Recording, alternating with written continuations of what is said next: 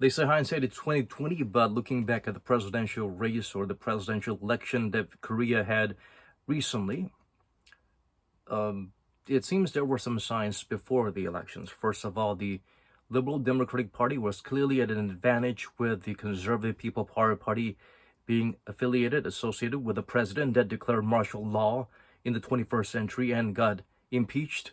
However, the People Power Party candidates could not clearly make their stance, distance themselves from how declaring martial law in 21st century when there is no threat of war is wrong. They could not do that.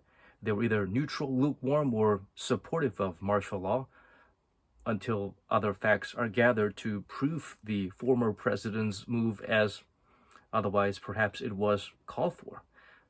So clearly disadvantage there. The people, most of the people voted to remove a president in 21st century that declared martial law. So the Liberal Democratic Party clearly had an advantage. They were seen as the people's champion. They did take the risk of climbing over fences. Some would say that's for show, but regardless, they did it. These are not spring chicken. These lawmakers are in advanced age. Most of them way past 50 or 60 years old. Some people you would consider grandpas, and they were doing that. So they deserve credit for going above and beyond, rushing to the National Assembly to put a stop to it.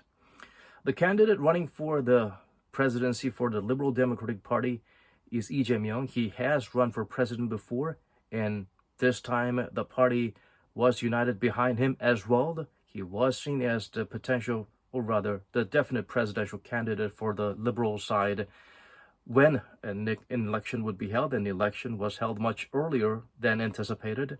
And once the impeachment process went into motion, they quickly focused on fielding him as the candidate and working a campaign around him. Whereas during that time, the People Power Party wasted time trying to have a candidate of their choice, and there were some questions about the process when they were holding their primaries. And even after they'd chosen a candidate, they tried to backtrack and find a different candidate, a candidate who is actually seen as someone who is more directly linked to the former president, the former prime minister, Han Duck-soo, which would not exactly be the best choice. And to have that candidate come in after the primaries are over and then a candidate has been chosen, that's a lot of noise, that's a lot of distractions, that's a lot of setbacks, time wasted when they're already starting at a disadvantage. So what you see on the Liberal bloc is pursuing their campaign with Lee Jae-myung, which worked. Looking at some of the elements that some people who might not be supportive of Lee Jae-myung and the Liberal Party might criticize, haters will hate, supporters will support. One thing they made clear is that Lee Jae-myung was attacked, and it was seen as a very dangerous situation long before the presidential election began. Not too long ago, but sometime before this presidential election.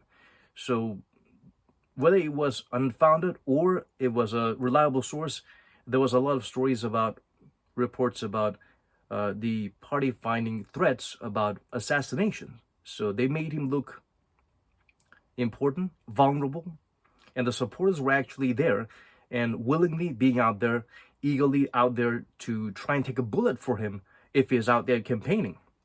They would carry balloons to try and distract possible snipers or assassins, and they would rally other supporters to be there when Lee Jae-myung is campaigning to make sure they can be human shields for him if need be. So this is how much faith, trust, and love he has from his supporters.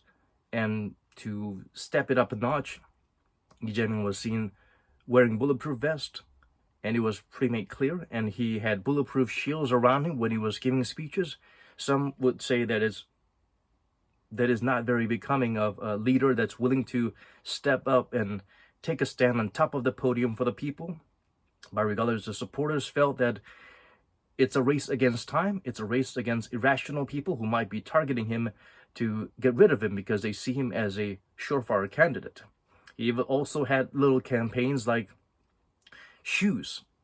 a shoe that had predominantly blue colored and a little bit of red at the bottom, making it look like the blue Democratic Party clearly has an advantage over the People Power Party. But because there's red, it could also be seen as a unifying gesture. Both blue and red is in this shoe, so let's go together. But anyway, this is a pretty old Reebok shoe. That was already pretty much sold out from a couple of years back. And when people actually started looking for the shoe, which was already running thin in terms of stock supplies, it made it look even more important that people were rushing to get that shoe as support of Lee Jae-myung. And it was hard, if not impossible, to get them because the shoes have been around and most of them are sold out. And they were reselling at much higher prices. That was also another attention-grabbing move. These are some of the marketing tactics or strategic maneuvers or moves they've had for the Liberal Party. And on the People Power Party, they have a candidate who is considered relatively clean compared to Lee Jae-myung. Although Lee Jae-myung is celebrated as someone who gets the job done quick, that is his go-to slogan. But there's no denying the fact that he was undergoing trial over various allegations, which would be considered pretty major. A court actually ruled that gave him a guilty verdict, and he would have been deprived of the chance to even run for office, but they overturned the decision. So there are some questions about was there a conspiracy against Lee Jae-myung? These allegations, these prosecutorial moves are unfounded, or are the Liberal Party having so much influence that they're able to reverse court decisions to make sure he is able to run for president? So there is no pleasing one side or the other. You always hear one side saying this guy is a criminal, is a convicted criminal, he should not be running for president. Another side would say a court overturned the decision and the trial is ongoing, and once he's president, he doesn't need to look back at those things until he is done with his presidency so he can focus on his job. And the supporters would say these are all conspiracies against him. Regardless, the People Power Party candidate Kim Moon-soo is considered Mr. Clean. Unfortunately, he does have a big blemish in Korea. Bullying or abusing one's power or throwing their weight around in politics is considered a big no-no. We even have a word for it, call it 갑질. Unfortunately, Kim Moon-soo has a very clear case recorded conversation where he called the first respondent and complained about, do you know who this is? I'm the governor. Who are you? Of course, the first respondent would think that's a prank call and say, what can I do for you? Please state what you need, because this is an emergency hotline, 112 emergency rescue first respondent, right?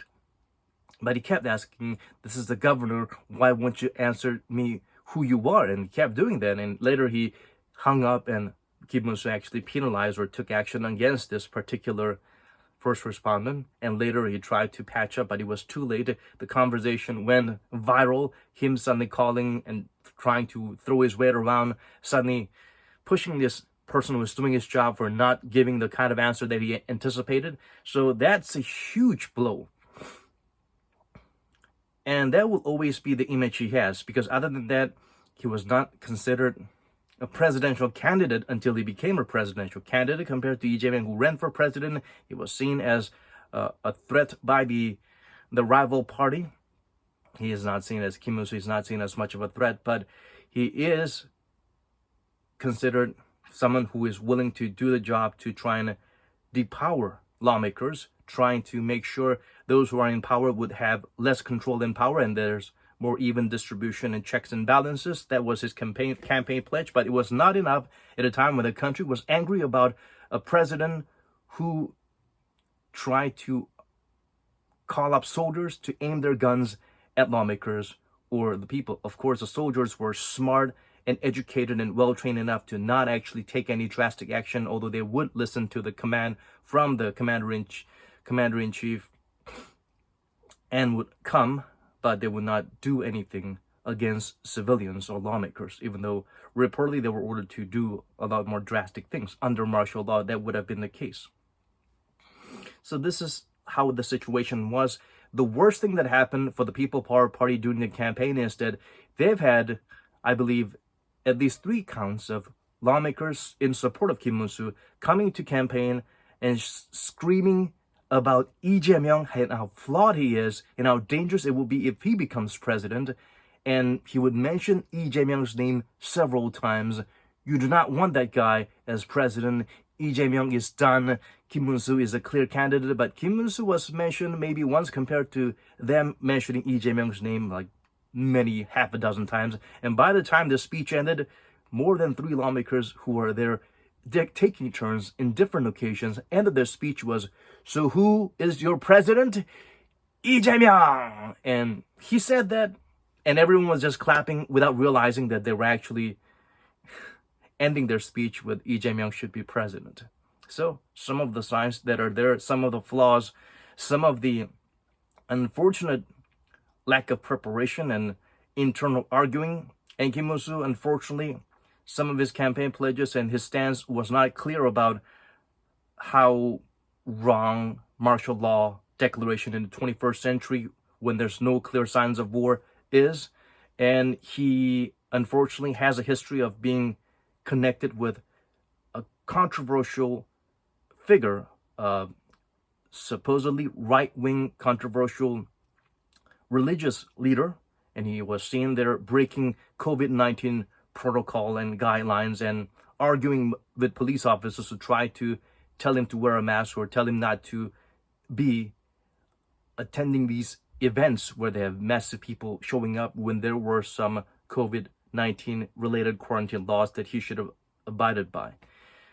So these are the contrasting images these 2 candidates had, and that's in the end, even though it was not a landslide, but the People Party could have done better. And the Democratic Party, some of the moves they did were a bit questionable.